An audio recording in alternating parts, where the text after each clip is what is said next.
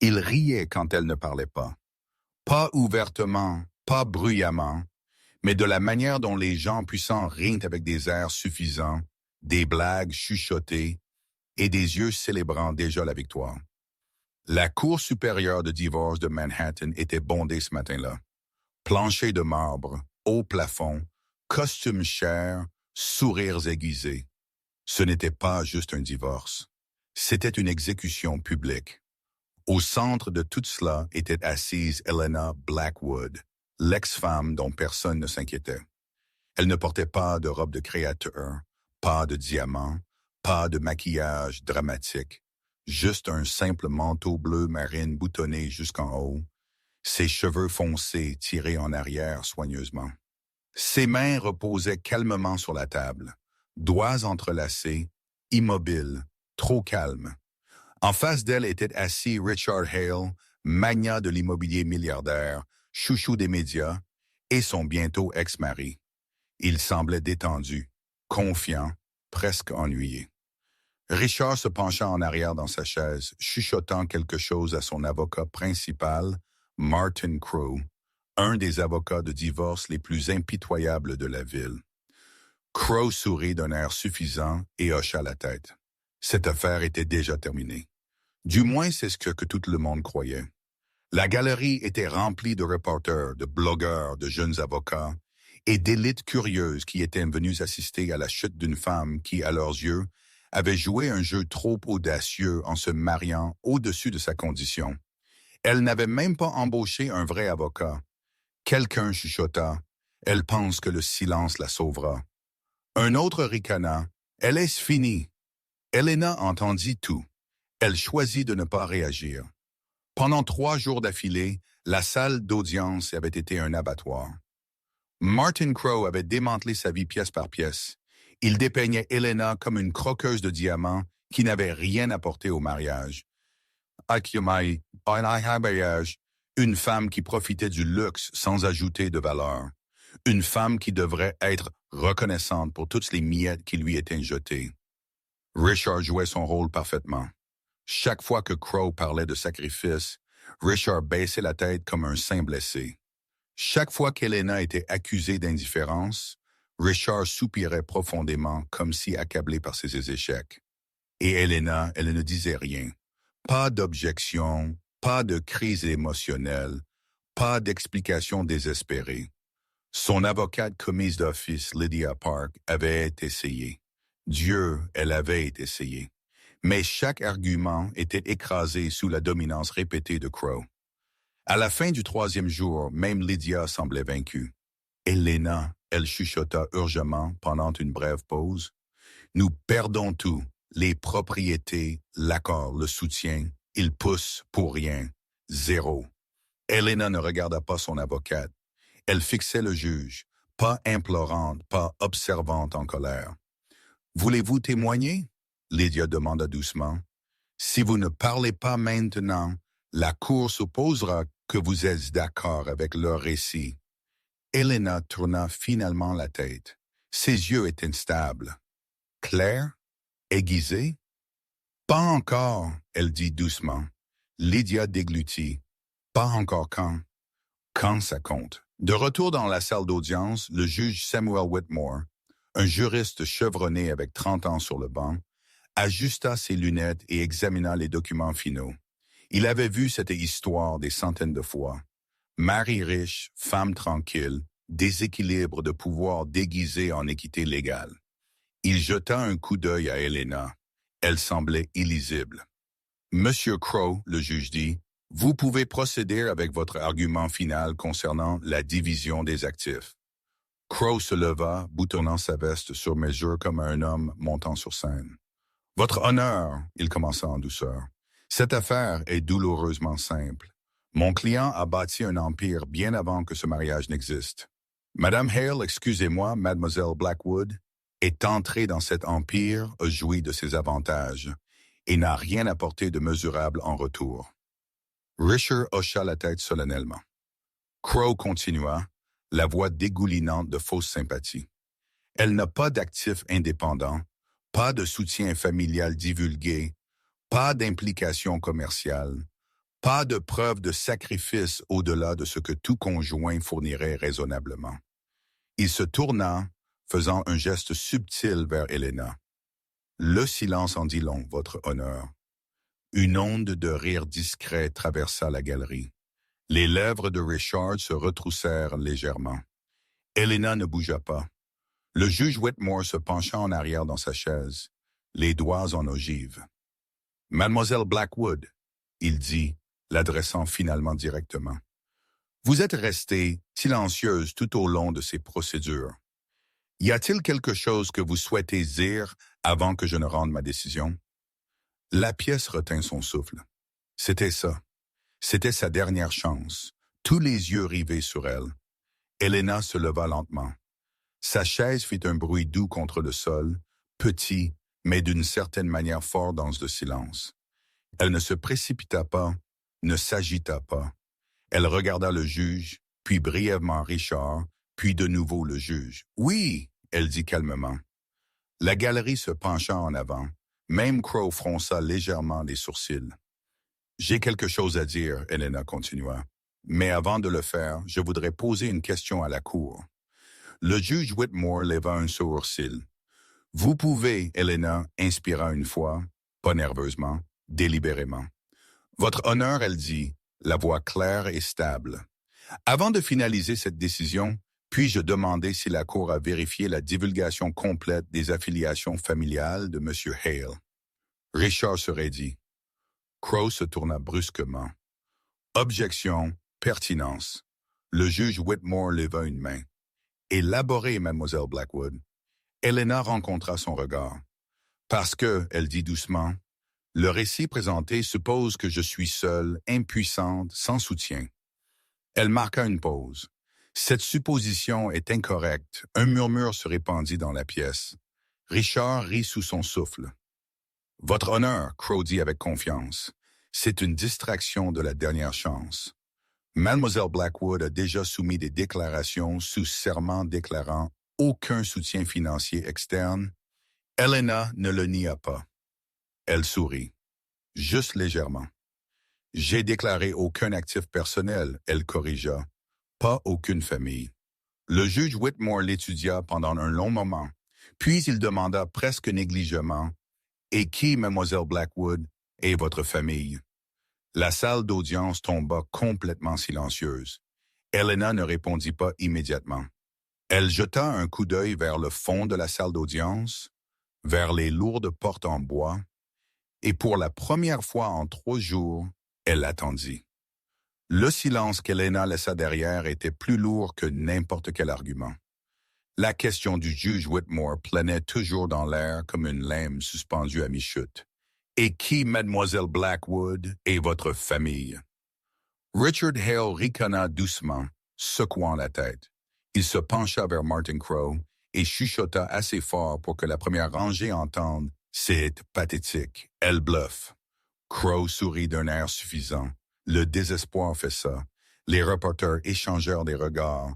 Les stylos planaient. Les caméras se refocalisèrent. Tout le monde attendait qu'Helena craque, mais elle ne le fit pas. Elle resta debout, les mains jointes devant elle, les yeux calmes, pas défiants, pas émotifs, simplement patiente. « Votre honneur, » Crow dit en douceur. « À moins que mademoiselle Blackwood n'ait l'intention de présenter des preuves recevables, je suggère que nous procédions. » Le temps de la cour. Boum. Le son ne venait pas du marteau du juge. Il venait de l'arrière de la salle d'audience. Les massives portes en chêne, rarement utilisées, habituellement cérémonielles, s'ouvrirent avec force, claquant contre les murs de marbre. Le son résonna comme le tonnerre. Chaque tête se tourna. L'huissier s'avança instinctivement. « La cour est en session. Vous ne pouvez pas. » Mais sa voix mourut dans sa gorge parce que les gens qui entraient ne semblaient pas perdus. Ils semblaient intentionnels. 4 hommes entrèrent en premier, vêtus de costumes sombres sur mesure, mouvements synchronisés, les yeux balayant la pièce avec une précision militaire. Pas des bodybuilders, pas des flics, des professionnels. Ils se répandirent subtilement, se positionnant le long des murs, bloquant les sorties sans le rendre évident. Une onde de malaise se répandit dans la salle d'audience. Le juge Whitmore se redressa. Qui a autorisé cette perturbation? Personne ne lui répondit parce qu'alors ils entrèrent, un homme et une femme. L'homme était grand, aux cheveux argentés, sa présence imposante sans une seule voix élevée. Son costume était gris anthracite, discret, mais indubitablement cher. Il se tenait comme quelqu'un qui n'avait jamais eu besoin de permission dans sa vie. À côté de lui marchait une femme dans la quarantaine débutante, aux yeux perçants, élégante, vêtue d'un tailleur noir puissant qui lui allait comme une armure. Elle tenait une maillette en cuir gaufré d'un simple blason, un emblème que peu de gens reconnaissaient immédiatement, mais ceux qui le firent pâlir. La pièce n'éclata pas. Elle se figea. Le sourire de Richard Hale disparut. La posture confiante de Martin Crowe se raida. Le juge se pencha en avant, plissant les yeux. « Monsieur, madame, identifiez-vous. » L'homme aux cheveux argentés s'arrêta dans l'allée centrale. Il regarda le juge, puis brièvement Richard, puis Helena, et quand ses yeux rencontrèrent les siens, quelque chose changea. L'acier s'adoucit, juste pour un moment. « Mes excuses pour l'interruption, votre honneur, » l'homme dit calmement. Sa voix était basse, contrôlée et puissante d'une manière qui n'avait pas besoin de volume. Applaudissements. « Mon nom est Jonathan Blackwood. » Le nom frappa la pièce comme une onde de choc. Un reporter haleta. Une autre laissa tomber son stylo. Un jeune avocat à l'arrière chuchota. « Pas possible. » Le visage de Richard se vida de couleur. Les yeux du juge Whitmore s'écarquillèrent presque imperceptiblement. Jonathan Blackwood. Oui, la femme à côté de lui s'avança. Et je suis Catherine Blackwood Hayes, associée principale chez Blackwood Hayes et compagnie. Martin Crowe déglutit.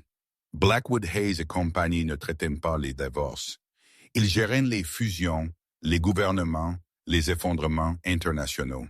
Ils n'entraient pas dans les salles d'audience sans invitation, à moins que quelque chose de si grand n'allait arriver. Crowe retrouva sa voix. « Votre honneur, ceci est hautement irrégulier.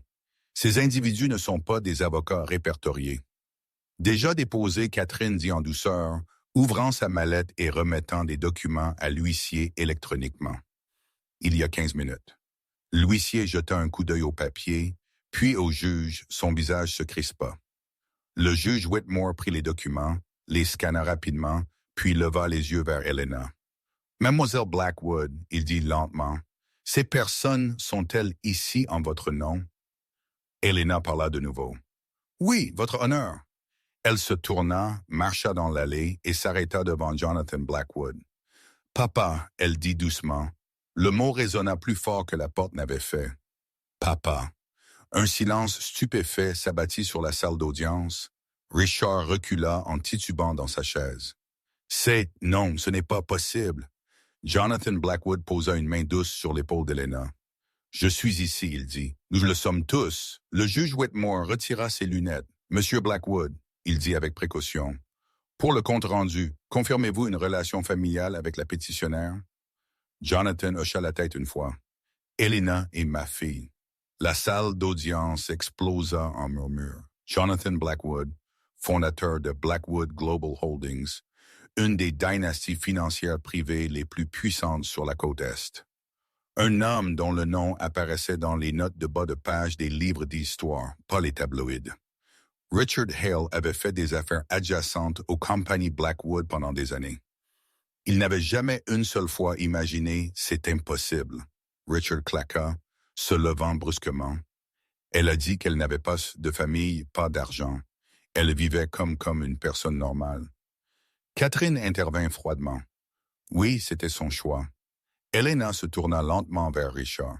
« Je vous ai dit que je voulais une vie simple. » Elle dit d'un ton égal. « Vous n'avez jamais demandé pourquoi. » Jonathan regarda Richard maintenant, et le regard n'était pas de la colère. C'était de la déception. Elle nous a demandé de rester à l'écart. Jonathan dit calmement. Elle voulait être aimée pour qui elle était, pas pour notre nom. Richard rit nerveusement. C'est une sorte de coup monté. Non, Catherine répondit. C'est de la responsabilité. Le juge Whitmore s'éclaircit la gorge. Compte tenu de ce développement, la Cour prendra une brève pause. Helena secoua la tête. Poste de basse, votre honneur. Le juge sembla surpris. J'ai été silencieuse pendant 3 jours. Helena continua. Pas parce que j'avais peur, mais parce que j'avais besoin de tout au dossier. Elle se tourna de nouveau vers le juge. Maintenant, je suis prête à parler. Richard sentit quelque chose de froid s'installer dans sa poitrine. Pour la première fois depuis le début du procès, il n'était plus en contrôle. La salle d'audience ne ressemblait plus à un lieu de jugement. Elle ressemblait à un champ de bataille où l'équilibre avait soudainement violemment basculé. Le juge Whitmore se pencha en arrière dans sa chaise, étudiant les gens maintenant debout dans sa salle d'audience, des gens qui n'appartenaient pas à l'écosystème habituel des audiences de divorce et des mariages brisés. Jonathan Blackwood se tenait tranquillement, ses mains reposant sur la tête argentée de sa canne. Il n'avait pas besoin de parler fort. Sa présence parlait pour lui. Catherine Blackwood Hayes posa sa mallette sur la table avec un clic doux et délibéré. Le son seul sembla ramener la pièce à l'ordre. « Votre honneur », elle dit, calme et précise. Avant qu'une décision ne soit rendue, la Cour doit être informée que les hypothèses fondamentales de cette affaire sont erronées. Martin Crowe essaya de reprendre pied. C'est absurde. L'identité familiale ne change pas les faits. Mademoiselle Blackwood a signé des divulgations. Helena, Jonathan dit calmement, ne haussant pas la voix. Elle s'avança. Crowe hésita pendant une demi-seconde, puis ricana.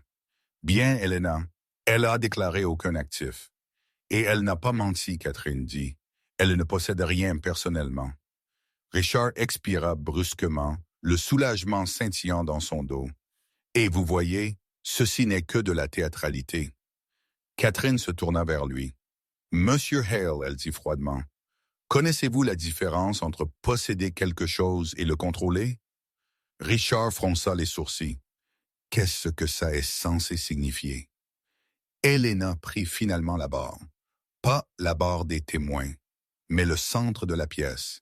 Elle fit face au juge, sa posture droite, sa voix stable. Je n'ai pas épousé Richard pour l'argent, elle dit.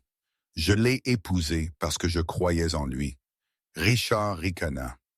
Vous avez cru en mon compte bancaire. J'ai cru en l'homme que vous prétendiez être, Helena répondit. Une onde de tension traversa la galerie. Pendant 10 ans, elle continua, je l'ai regardé bâtir des entreprises, signer des accords, serrer la main de gens qui le voyaient comme puissant, et je suis resté tranquille. Je suis resté invisible. Elle regarda Crowe. Vous m'avez appelée impuissante, elle dit. Vous avez supposé que le silence signifiait faiblesse. Crowe se déplaça inconfortablement. Jonathan fit un pas en avant maintenant.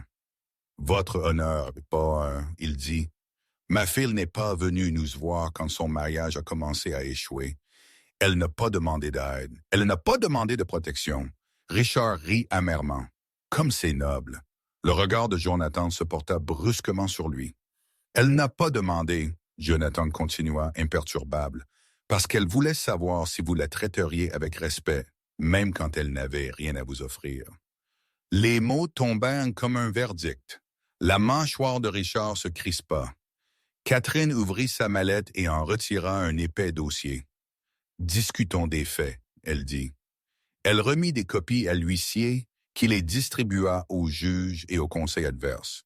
L'expression confiante de Crowe se brisa alors qu'il parcourut la première page. « Qu'est-ce que c'est ?» il demanda. « Documentation de fiducie », Catherine répondit. « Spécifiquement, la fiducie stratégique de la famille Blackwood. » Les sourcils du juge Whitmore se levèrent. Cette fiducie n'a pas été publiquement active depuis des années. Elle l'a été, Catherine dit, juste discrètement. Helena parla de nouveau. Il y a 3 ans, elle dit, quand le projet de développement fort de Richard était au bord de l'effondrement, quelqu'un est intervenu. Richard se raidit. Ce projet a été sauvé par un groupe d'investissement privé. Helena continua. Un groupe qui n'exigeait aucune publicité, aucun siège au conseil et aucune reconnaissance publique, Richard déglutit. Vanguard East Holdings, Crow marmonna, lisant à voix haute. Helena hocha la tête. Cette compagnie est une coquille, Catherine ajouta, détenue entièrement par la fiducie Blackwood. La galerie éclata en murmures. Richard bondit sur ses pieds. C'est impossible. Cet argent venait de ma famille, Helena termina calmement. À ma demande, Richard la fixa comme s'il voyait une étrangère. Vous avez investi dans ma compagnie? Oui, combien? Le juge Whitmore demanda. Catherine n'hésita pas. 48%. Le nombre aspira l'air de la pièce. Crow pâlit. Richard rit hystériquement. C'est un mensonge. Je possède la majorité sur papier, Catherine répondit. Jusqu'au mois dernier, elle cliqua sur une télécommande. Les moniteurs de la salle d'audience s'illuminèrent. Journaux de transfert d'actions, réaffectation de droits de vote, horodatage légaux. Le juge Whitmore se pencha en avant, les yeux balayants. Helena Blackwood, Catherine dit, n'est pas une épouse dépendante. Elle se tourna légèrement, rencontrant le regard de Richard. Elle est votre plus grand actionnaire. Les jambes de Richard cédèrent. Il s'effondra de nouveau dans sa chaise. Cela signifie, Catherine continua, toute tentative de la priver d'actifs devient problématique. Crow balbutia. Votre honneur, ceci n'a pas été divulgué. Ça n'avait pas à l'être, Helena dit doucement. Parce que vous n'avez jamais posé les bonnes questions. Le juge Whitmore retira ses lunettes de nouveau. Monsieur Hale, il dit lentement, étiez-vous conscient de cette structure de propriété? Richard ouvrit sa bouche. Rien n'en sortit. Jonathan parla doucement. Elle est restée silencieuse. Il dit, parce qu'elle voulait que vous mentiez d'abord. Le juge regarda brusquement Richard. Vous avez témoigné sous serment qu'aucune entité tierce ne détenait d'intérêt de contrôle dans vos actifs. Les mains de Richard commencèrent à trembler. Cela était avant que vous ne soyez exposé, Helena demanda. La salle d'audience était d'un silence de mort maintenant. Le rire avait disparu. L'autosatisfaction s'évapora. Seule la peur restait. Le juge Whitmore se pencha en arrière. Je crois, il dit avec précaution, cette cour doit réévaluer plus que la simple division des actifs. Il regarda directement Richard. J'ai quelques questions à moi. Le cœur de Richard se serra. Ce n'était plus un divorce. C'était un effilochage. La salle d'audience semblait plus froide maintenant, pas parce que la température avait changé, mais parce que la peur était entrée dans la pièce. Le juge Whitmore resta parfaitement immobile, les doigts reposant contre son menton, les yeux fixés sur Richard Hale. La confiance qui remplissait autrefois la posture du milliardaire s'était évaporée. Ses épaules légèrement affaissées, son souffle irrégulier. Pour la première fois en 3 jours, Richard Hale semblait petit. Monsieur Hale, le juge dit lentement, délibérément, vous avez témoigné sous serment que vous étiez la seule autorité de contrôle sur vos actifs et entités affiliées. Richard déglutit difficilement.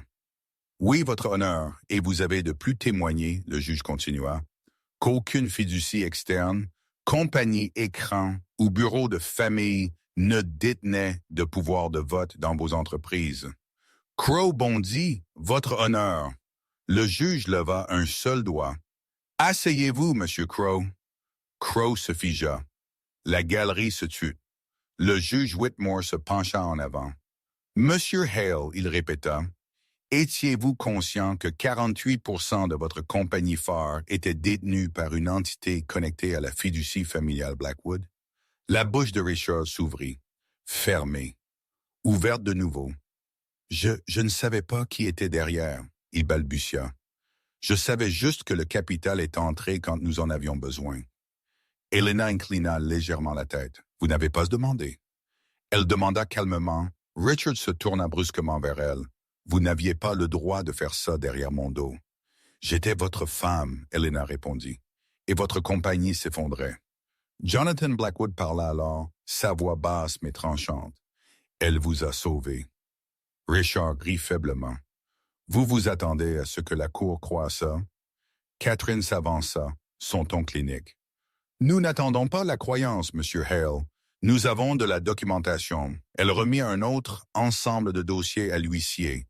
Le juge Whitmore les feuilleta soigneusement. Calendrier d'investissement, approbation du conseil, injection de capital d'urgence, toutes signées par Helena Blackwood, le juge murmura. Le visage de Richard se vida de couleur. Vous avez utilisé son argent, Catherine dit, pour stabiliser votre empire et ensuite vous avez essayé de l'effacer. Crow retrouva sa voix de nouveau. Votre honneur, même si ceci est vrai, rien de tout cela n'annule la dissolution matrimoniale. Ça change tout. Le juge interrompit brusquement. Crow se tut. Le juge Whitmore se tourna vers Helena. Mademoiselle Blackwood, il dit, pourquoi n'avez-vous pas divulgué cela plus tôt? Helena n'hésita pas. Parce que j'avais besoin de la vérité, elle dit, pas de performance. Elle se tourna vers Richard. J'avais besoin que vous disiez sous serment que vous possédiez tout, que je n'ai rien apporté, que personne ne se tenait derrière moi. Richard serra les poings. Vous m'avez piégé. Non, Helena dit, vous vous êtes exposé. Jonathan hocha légèrement la tête. Elle a attendu, il dit, parce que les mensonges s'effondrent le mieux quand ils sont entièrement construits. Le juge expira lentement. Monsieur Hale, il dit, comprenez-vous les conséquences légales de la fausse déclaration et du parjure dans cette cour? La voix de Richard se brisa. Votre honneur, je n'ai pas intentionnellement menti. Vous avez bénéficié du mensonge. Le juge dit froidement. Les mots pesaient lourd. Catherine continua. Il y a plus. La tête de Crow se releva brusquement. Plus? Oui, Catherine dit, la fiducie Blackwood n'a pas seulement investi. Elle cliqua de nouveau sur la télécommande. De nouveaux documents apparurent à l'écran. Accord de prêt, garantie personnelle, divulgation de garantie. Les yeux de Richard s'écarquillèrent. Le juge Whitmore fronça les sourcils. Ce sont des prêts sur marge, Jonathan répondit calmement. Quand la liquidité de M. Hale est devenue instable, il a emprunté contre des gains futurs, utilisant ses parts de contrôle comme garantie. Richard se leva brusquement. C'est confidentiel et en retard, Catherine répondit. Elle désigna une date. 2 appels de marge manqués, elle dit, tous 2 dans les 60 derniers jours. Le regard du juge se durcit. Ce qui signifie, le juge Whitmore dit lentement, le contrôle de ses parts reviendrait au prêteur. Catherine termina. Et le prêteur, Helena dit doucement, est une filiale de la fiducie Blackwood. La salle d'audience éclata. Crow recula en titubant dans sa chaise. Les genoux de Richard fléchirent. Il s'agrippa à la table pour se soutenir. « Ce n'est pas possible », il chuchota. Jonathan fit un pas en avant. « Vous n'avez pas lu les petits caractères », il dit. « Vous ne le faites jamais. » Helena regarda Richard maintenant, pas avec colère, pas avec satisfaction, mais avec quelque chose de bien pire. Finalité. « Vous m'avez dit que j'étais remplaçable », elle dit, « que je n'apportais rien. » Richard leva les yeux vers elle, les yeux vitreux. « Helena, s'il vous plaît. » Le juge Whitmore leva son marteau. Ordre. La pièce redevint silencieuse. Il se tourna vers Crow. « Monsieur Crow. » Le juge dit, « Je suggère que vous conseilliez votre client très attentivement. » Crow hocha la tête d'un air engourdi. Le juge regarda de nouveau Richard. « Cette cour examine maintenant un parjure potentiel, la dissimulation d'actifs et un témoignage frauduleux. » Le souffle de Richard se coupa et le juge ajouta, « Nous sommes loin d'avoir terminé. » Il jeta un coup d'œil à Helena. « Mademoiselle Blackwood, il dit, y a-t-il autre chose que la cour devrait savoir? » Helena prit une inspiration. Oui, elle regarda droit Richard. « Il y a une chose de plus que vous avez oubliée, » elle dit doucement. Le juge se pencha attentivement. « Et qu'est-ce que c'est? » La voix d'Helena était stable. « La question que vous ne m'avez jamais posée. » Richard fronça les sourcils faiblement. « Quelle question? » Helena sourit pas gentiment. « Vous n'avez jamais demandé, » elle dit. Ce que je ferais si je cessais de vous protéger. Le silence qui suivit fut absolu. Richard réalisa trop tard que ceci n'était pas juste à propos de perdre un divorce. Il regardait son empire entier commencer à tomber, et Helena ne le tenait plus. Richard Hale avait bâti sa vie sur l'élan, sur la croyance que tant qu'il continuait d'avancer, concluant des affaires, souriant pour les caméras, serrant des mains, rien derrière lui ne pouvait le rattraper. Mais l'élan est inutile quand le sol disparaît. Il le sentait maintenant. La salle d'audience, autrefois son arène, était devenue hostile. Des visages qui l'admiraient autrefois regardaient maintenant avec une curiosité clinique comme s'ils observaient une démolition contrôlée. Le juge Whitmore se pencha en arrière, son expression illisible. « Monsieur Hale, il dit, cette cour fera une brève pause pour examiner les nouvelles épreuves soumises. » Richard expira brusquement de soulagement. Une pause signifiait du temps. Temps de faire tourner, temps de négocier, temps de regagner le contrôle, mais Helena ne bougea pas. « Votre honneur, Catherine Blackwood Hayes dit calmement avant la pause. Pouvons-nous soumettre une notice additionnelle? » Le juge fit une pause. « Procédez. » Catherine fit un signe de tête à un des hommes en costume sombre, debout le long du mur. Il s'avança et remit une enveloppe scellée à l'huissier. Le juge Whitmore l'ouvrit, rougissant, sa mâchoire se crispa. Crow se pencha en avant anxieusement. « Votre honneur !» Le juge Whitmore leva les yeux lentement. « Cette cour vient d'être informée. Il dit que le Conseil de surveillance des valeurs mobilières a initié une enquête préliminaire sur Hale Holdings. » Les mots tombèrent comme des coupes de feu. Richard bondit sur ses pieds. « C'est impossible. Personne ne m'a informé. » La voix de Catherine était calme, presque douce. Il n'avait pas besoin de le faire. Elle dit ses usures automatiques. Une divergence atteignent un certain seuil. Richard se tourna vers Crow, la panique flamboyante dans ses yeux. « Vous avez dit que c'était propre, » Crow déglutit. « Je ne savais pas pour les prêts sur marge. » Jonathan Blackwood parla doucement. « Parce que vous n'avez pas demandé, » il dit. Juste comme Richard, le juge continua.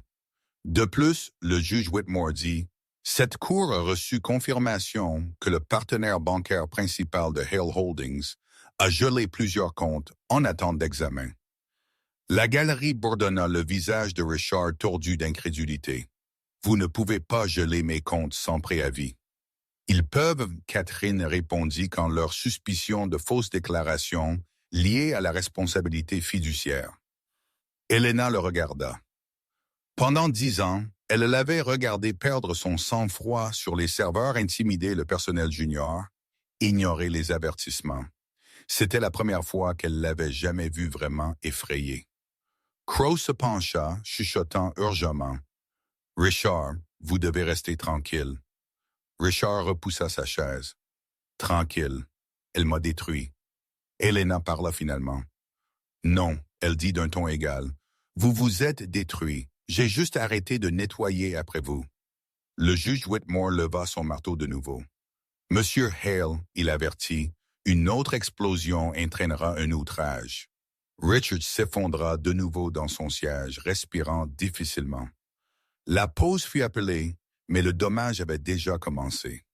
Le couloir à l'extérieur de la salle d'audience était le chaos. Des reporters inondèrent les couloirs de marbre, téléphones pressés aux oreilles, voix étouffées mais frénétiques. Hale Holdings sous enquête. Connexion familiale. Blackwood révélé. Divorce de milliardaire tourne en rachat hostile. Richard se tenait près d'un pilier. Crow à côté de lui, tous deux, entourés par un mur de sécurité. Crow frotta ses tempes. « Nous devons parler règlement immédiatement. » Richard rit amèrement. « Règlement avec elle. » « Oui, » Crow siffle, avant que cela ne s'aggrave. Richard regarda à travers les portes vitrées. Helena Sainte fit « Ouh » avec son père et Catherine calme, composée, épargnée par la tempête dehors. « Ils ont planifié ça, » Richard marmonna. « Non, » Crow dit doucement. « Ils vous ont anticipé. » À travers la pièce, Catherine vérifia son téléphone. Réunion du conseil juste avancée, elle dit à Helena, « Session d'urgence. Les directeurs de Hale Holdings sont nerveux. » Helena hocha la tête une fois. Jonathan étudia sa fille. « Êtes-vous prête? » Elle rencontra son regard. « J'ai été prête depuis longtemps. » De retour à l'intérieur de la salle d'audience. La pause se termina tôt. Le juge Whitmore revint avec une posture différente maintenant, plus rigide, plus formelle. Cette cour a examiné les soumissions, il dit, et j'ai de sérieuses préoccupations. Il regarda directement Richard.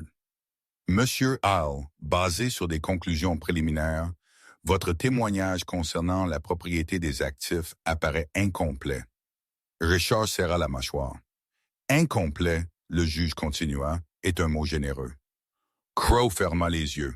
J'ordonne, le juge Whitmore dit, une suspension immédiate de tout transfert d'actifs, liquidation ou restructuration par Hale Holdings jusqu'à nouvel ordre. Richard eut l'impression que le sol s'effondrait sous lui. « Vous ne pouvez pas faire ça, » il chuchota. « Je peux, » le juge répondit, « et je le fais. » Il se tourna vers Helena. « Mademoiselle Blackwood, avec effet immédiat, il vous est accordé un intérêt protecteur temporaire sur tous les actifs conjointement disputés. » Un murmure se répandit dans la pièce. Richard la fixa. « Vous avez tout pris, » il dit d'une voix rauque. Helena secoua la tête. « Non, » elle répondit. « J'ai pris mes responsabilités. » Crow se leva. « Votre honneur, nous demandons du temps pour répondre. » Refusez, le juge dit. « Cette cour n'est plus convaincue que le temps bénéficie à votre client. » Les mains de Richard tremblèrent. Ce n'était pas une perte. C'était un effondrement. Dehors, les nouvelles éclatèrent en temps réel. Les alertes boursières bourdonnaient. Les appels restèrent sans réponse. Les partenaires se distancèrent. Le téléphone de Richard vibra sans arrêt. Il ne répondit à aucun appel parce qu'au fond, il savait que c'était le début de la fin. Helena ramassa ses affaires calmement. Alors qu'elle passait devant lui, Richard tendit la main instinctivement. « Helena, » il chuchota, « s'il vous plaît, nous pouvons arranger ça. » Elle s'arrêta, se tourna, le regarda, pas comme un mari, pas même comme un ennemi, mais comme une leçon. « Vous aviez 10 ans pour arranger ça, » elle dit doucement. Puis elle s'éloigna, et Richard Hale comprit finalement. Le silence qu'il se moquait était le son des dominos s'alignant. La salle d'audience ne ressemblait plus à un lieu de droit. Elle ressemblait à un lieu de jugement. Pas le genre écrit dans les statuts ou la jurisprudence, mais le genre qui s'installe dans l'histoire. Le genre dont les gens chuchotent des années plus tard et disent « C'était le jour où tout a changé ». Richard Hale était assis rigide dans sa chaise, fixant droit devant. Il n'avait pas dormi. Son téléphone s'était éteint quelque temps après minuit. Batterie vidée par des appels sans réponse. Messages de membres du conseil, partenaires, banquiers, des gens qui l'avaient autrefois eu besoin et maintenant voulaient de la distance. Crow était assis à côté de lui, silencieux pour la première fois depuis le début du procès. Pas de conseil, pas de confiance, pas de plan. De l'autre côté de l'allée, Helena Blackwood était assise les mains soigneusement pliées sur la table. Elle semblait plus légère, pas soulagée, juste déchargée. Le juge Whitmore entra précisément à 9h du matin. L'huissier appela la cour à l'ordre, mais le son s'enregistra à peine. Chaque personne dans la pièce était déjà debout, déjà alerte. C'était ça. Le juge Whitmore ajusta ses lunettes et examina le dossier devant lui. Avant que cette cour ne procède aux déterminations finales, il dit lentement « Il y a une question qui nécessite une clarification. » La poitrine de Richard se serra. Le juge leva les yeux et pour la première fois de tout le procès, il s'adressa directement à Helena. « Mademoiselle Blackwood, » il dit, « j'ai une question pour vous. » La pièce devint immobile. Helena rencontra son regard calmement. « Oui, votre honneur. » Le juge Whitmore fit une pause, puis posa la question que personne n'attendait. « Pourquoi, » il dit, « êtes-vous restée silencieuse si longtemps? » Un murmure traversa la salle d'audience. Richard cligna des yeux. Crow fronça les sourcils. Le juge continua. « Vous avez enduré des attaques personnelles, des accusations, des affirmations que vous n'avez rien apporté à ce mariage, à la compagnie, à votre propre vie. Il se pencha légèrement en avant. Pourtant, vous n'avez pas interrompu. Vous n'avez pas réagi. Vous ne vous êtes pas défendu. Silence. Pourquoi? Chaque caméra dans la pièce s'inclina vers Helena. Elle prit une inspiration. Pas une tremblante, une stable. Parce que, elle dit doucement, j'avais besoin que la vérité vienne de lui. La tête de Richard se tourna brusquement vers elle. Helena continua. Pendant 10 ans, j'ai parlé en privé, dans les salles de conseil, à la maison. Je l'ai averti. Je l'ai couvert. J'ai corrigé des erreurs qu'il n'a jamais reconnues. Elle regarda le juge de nouveau. Mais j'ai appris quelque chose d'important.